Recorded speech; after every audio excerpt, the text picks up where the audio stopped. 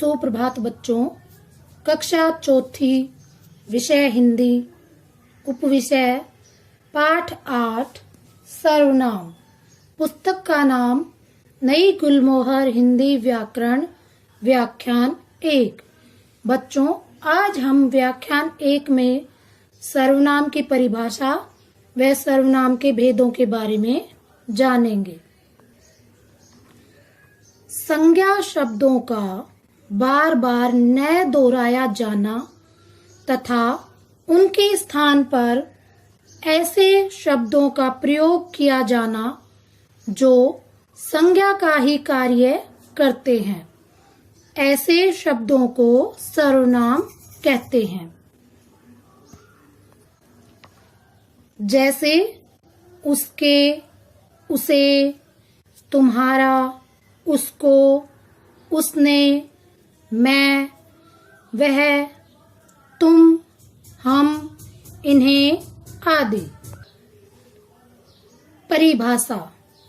संज्ञा शब्दों के स्थान पर प्रयुक्त होकर संज्ञा का ही कार्य करने वाले शब्द सर्वनाम कहलाते हैं। बच्चों, एक बार पुनः सर्वनाम की परिभाषा को दोहराते हैं। संज्ञा शब्दों के स्थान पर प्रयुक्त होकर संज्ञा का ही कार्य करने वाले शब्द सर्वनाम कहलाते हैं। अर्थात संज्ञा के स्थान पर प्रयुक्त होने वाले शब्द सर्वनाम कहलाते हैं। कुछ और जाने। सर्वनाम शब्दों के भी बहुवचन रूप होते हैं, जैसे मैं, हम, वह, वे, इसे, इन्हें, उसे, उन्हें आदि। अब हम सर्वनाम के भेद जानते हैं। हिंदी में सर्वनाम के 6 भेद मिलते हैं। हिंदी में सर्वनाम के 6 भेद मिलते हैं। नंबर 1 पुरुषवाचक, नंबर 2 निश्चयवाचक, नंबर 3 अनिश्चयवाचक, नंबर 4 प्रश्नवाचक, नंबर 5 निजवाचक, नंबर 6 संबंधवाचक। बच्चों, एक बार पुनः दोहराते हैं। सर्वनाम के 6 भेद होते हैं। नंबर 1 पुरुषवाचक, नंबर 2 निश्चयवाचक, नंबर 3 अनिश्चयवाचक, नंबर 4 प्रश्नवाचक, नंबर 5 निजवाचक, नंबर 6 संबंधवाचक। अब हम सर्वनाम के भेदों के बारे में विस्तार से जानते हैं। नंबर 1 पुरुषवाचक सर्वनाम। जो सर्वनाम शब्द वक्ता द्वारा अपने लिए, सुनने वाले श्रोता के लिए या किसी अन्य अनुपस्थित व्यक्ति के लिए प्रयुक्त किए जाते हैं, वे पुरुषवाचक सर्वनाम कहलाते हैं। एक बार पुनः दोहराते हैं।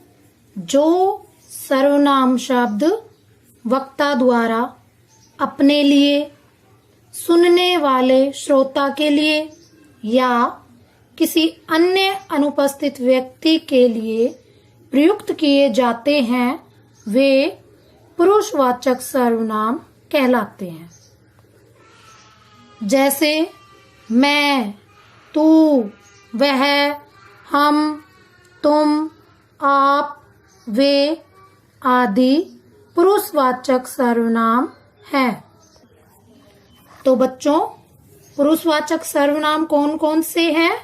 मैं, तू, वह, हम, तुम, आप, वे आदि।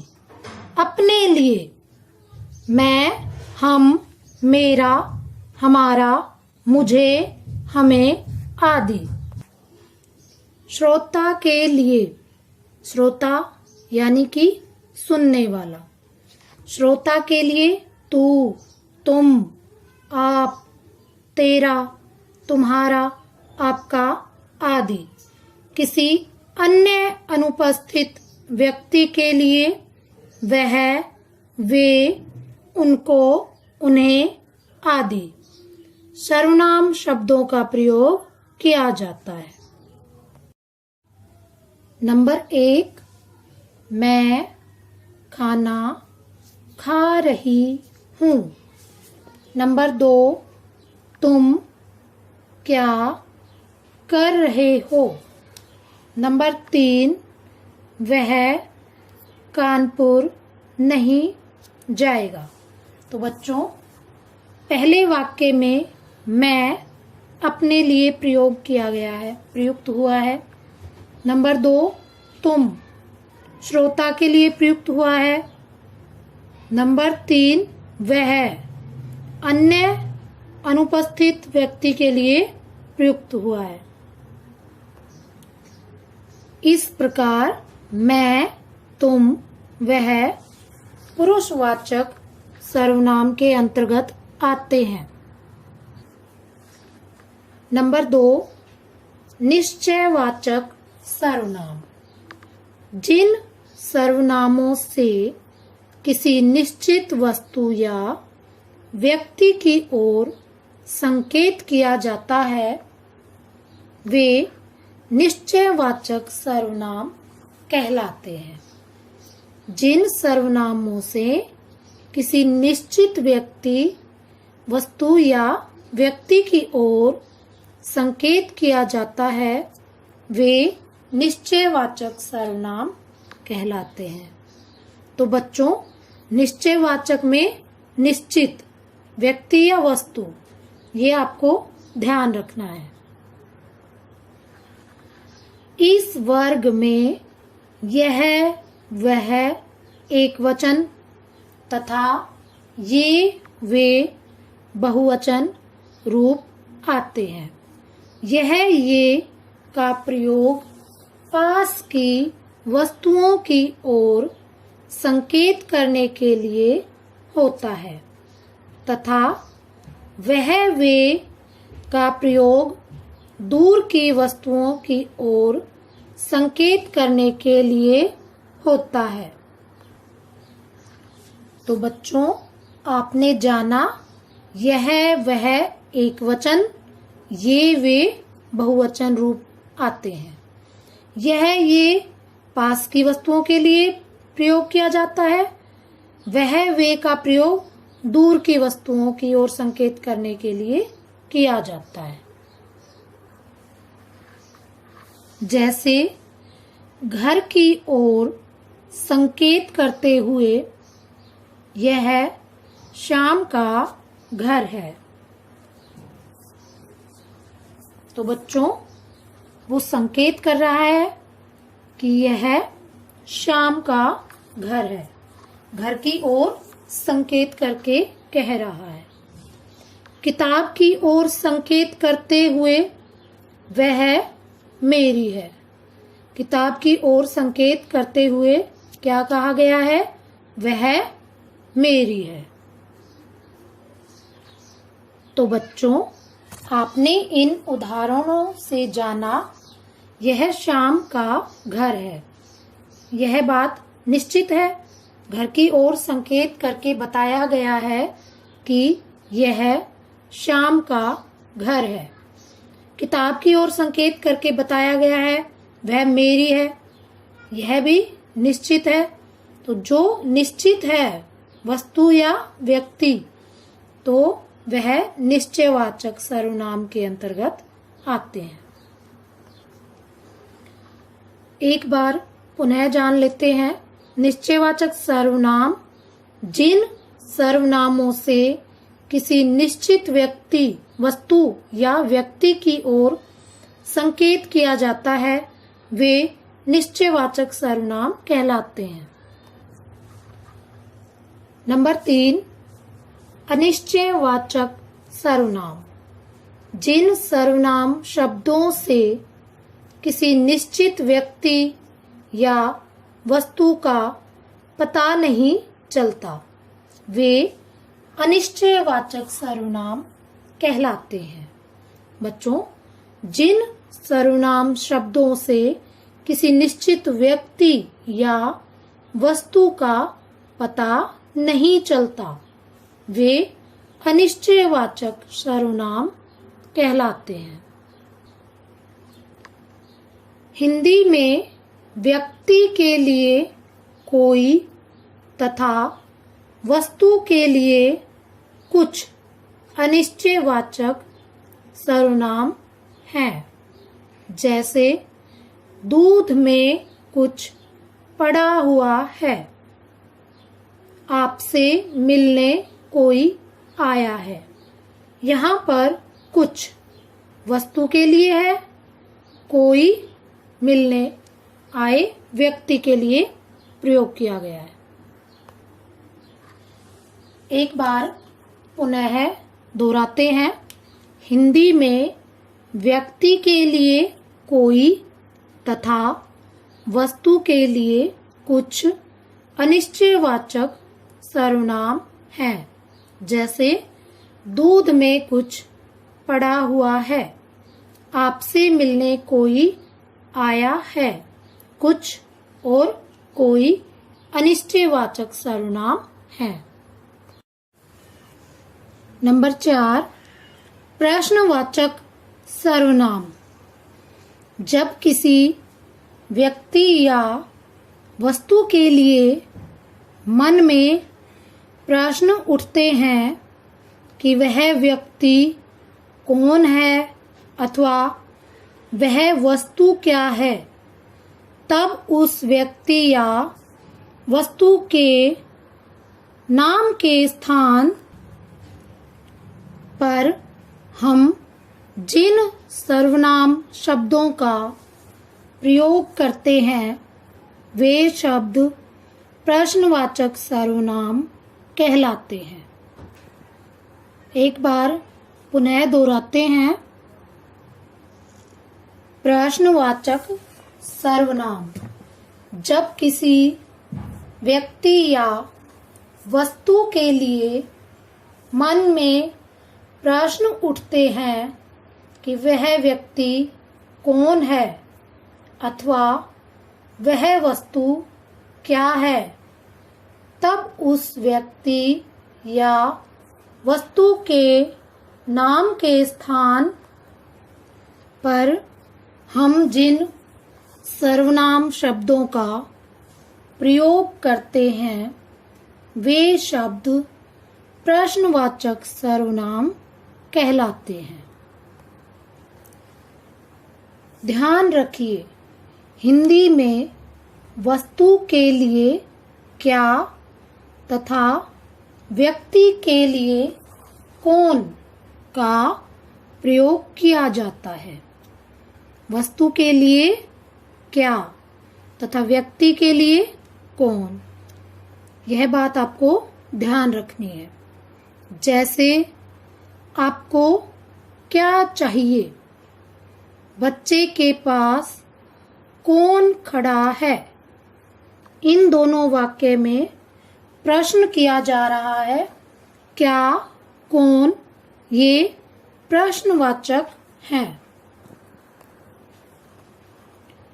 आपको क्या चाहिए। बच्चों, यहाँ पर किसी वस्तु की बात हो रही है, इसलिए इस वाक्य में क्या का प्रयोग किया गया है। बच्चे के पास कौन खड़ा है, यहाँ पर व्यक्ति के लिए कौन का प्रयोग किया गया है। नंबर 5, निजवाचक सर्वनाम। जिस सर्वनाम शब्द का प्रयोग बोलने वाला व्यक्ति वाक्य में कर्ता के लिए करता है, उसे निजवाचक सर्वनाम कहते हैं। एक बार पुनः दोहराते हैं। निजवाचक सर्वनाम। जिस सर्वनाम शब्द का प्रयोग बोलने वाला व्यक्ति वाक्य में कर्ता के लिए करता है, उसे निजवाचक सर्वनाम कहते हैं। जैसे अपने आप, खुद, स्वयं आदि। बच्चों, ये शब्द अपने आप, खुद, स्वयं निजवाचक सर्वनाम के अंतर्गत आते हैं। जैसे मैं अपने आप घर जाऊंगा। यहाँ पर वह अपने बारे में कह रहा है, मैं अपने आप घर जाऊंगा। जो बात निज यानी अपने लिए, स्वयं के लिए प्रयोग की जाए वहां पर निजवाचक सर्वनाम होता है। मैं खुद तैयार हो जाऊंगा। तो बच्चों, खुद यानी कि अर्थात स्वयं, अपने आप और खुद ये शब्द निजवाचक सर्वनाम के अंतर्गत आते हैं। नंबर 6, संबंधवाचक सर्वनाम। जो सर्वनाम शब्द दो उपवाक्यों को जोड़ने का काम करते हैं वे संबंधवाचक सर्वनाम कहलाते हैं। जैसे जो, सो, जैसा, वैसा, जिसकी, उसकी आदि। एक बार पुनः दोहराते हैं। संबंधवाचक सर्वनाम। जो सर्वनाम शब्द दो उपवाक्यों को जोड़ने का काम करते हैं वे संबंधवाचक सर्वनाम कहलाते हैं। जैसे जो, सो, जैसा, वैसा, जिसकी, उसकी आदि। जैसे उदाहरण देखिए, जो परिश्रम करेगा वह अवश्य सफल होगा। बच्चों, इस वाक्य में जो और वह संबंधवाचक सर्वनाम है जो दो वाक्यों को आपस में जोड़ रहे हैं। जो परिश्रम करेगा वह अवश्य सफल होगा। एक वाक्य का दूसरे वाक्य से संबंध बताया गया है। दूसरा वाक्य देखते हैं। जिसके पास लाठी है उसके पास भैंस है। जिसके, उसके, ये दोनों शब्द संबंधवाचक सर्वनाम के हैं। जिसके पास लाठी है उसके पास भैंस है। ये दोनों ही वाक्य एक दूसरे का संबंध बता रहे हैं। बच्चों, आज हमने व्याख्यान 1 में सर्वनाम की परिभाषा व इसके 6 भेदों के बारे में जाना। तो बच्चों, हमने सीखा संज्ञा के स्थान पर प्रयुक्त होने वाले शब्द सर्वनाम कहलाते हैं। सर्वनाम के 6 भेद होते हैं। नंबर 1 पुरुषवाचक, नंबर 2 निश्चयवाचक, नंबर 3 अनिश्चयवाचक, नंबर 4 प्रश्नवाचक, नंबर 5 निजवाचक, नंबर 6 संबंधवाचक। पुरुषवाचक सर्वनाम के 3 भेद होते हैं। बच्चों, पुरुषवाचक सर्वनाम के भी 3 भेद होते हैं। उत्तम पुरुष, मध्यम पुरुष तथा अन्य पुरुष। उत्तम पुरुष अर्थात मैं, मेरा। मध्यम पुरुष अर्थात तू, तुम, तुम्हारा तथा अन्य पुरुष ये, वे आदि। अब एक बार पुनः दोहराते हैं। संज्ञा के स्थान पर प्रयुक्त होने वाले शब्द सर्वनाम कहलाते हैं। सर्वनाम के 6 भेद होते हैं। नंबर 1 पुरुषवाचक, नंबर 2 निश्चयवाचक, नंबर 3 अनिश्चयवाचक, नंबर 4 प्रश्नवाचक, नंबर 5 निजवाचक, नंबर 6 संबंधवाचक। पुरुषवाचक सर्वनाम के 3 भेद होते हैं। उत्तम पुरुष, मध्यम पुरुष तथा अन्य पुरुष। जैसा मैंने बताया, उत्तम पुरुष मैं, मेरा, हमारा। मध्यम पुरुष तू, तुम, तुम्हारा तथा अन्य पुरुष यह, ये, वह, वे। बच्चों, व्याख्यान 1 का आज हमारा गृह कार्य है निम्नलिखित प्रश्नों के उत्तर लिखिए। प्रश्न क, सर्वनाम किसे कहते हैं? प्रश्न ख, सर्वनाम के कितने भेद होते हैं? नाम लिखो। प्रश्न ग, पुरुषवाचक सर्वनाम के कितने भेद होते हैं? नाम भी बताइए। बच्चों, ये सभी प्रश्न आपको अपनी कॉपी में सुंदर लेख में लिखने हैं। धन्यवाद। हमारे एडक्वार्क चैनल को सब्सक्राइब करें और वीडियो को लाइक करें।